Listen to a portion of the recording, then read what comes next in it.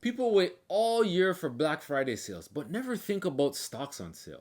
Most investors buy overpriced stocks, watch them fall, then feel frustrated. Like, you know when you buy something right before it goes on sale? I'll show you how to buy quality stocks at a significant discount. Here's what changed everything for me.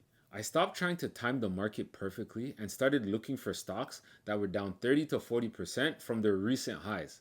That simple rule saved me thousands and actually made me thousands more. If you're looking for help investing your first $1,000, click the link in the description for a free strategy call. I used to want to feel involved when stocks were hot. Just like when Jordan shoes got released, I would always want to be the first one to have them. So I would buy what everyone else was buying at the top. I'd hope that it keep going up, but then guess what? It rarely did. It just went down.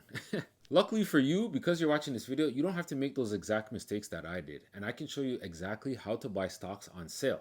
The first thing you want to do is look for stocks that are down 30 to 40% from their most recent high. That's your discount signal, but not the only thing. Then you want to find key levels of support. Now, for beginners, you might not know what support is, but support is a level, think of it like a floor, where the price has come down to the floor and then it could either go lower or it can go higher.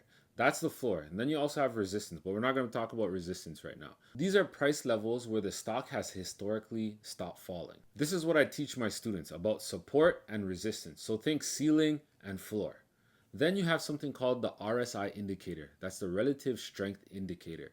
And you want to buy that between 30 and 70. Ideally closer to the 30 when you're buying.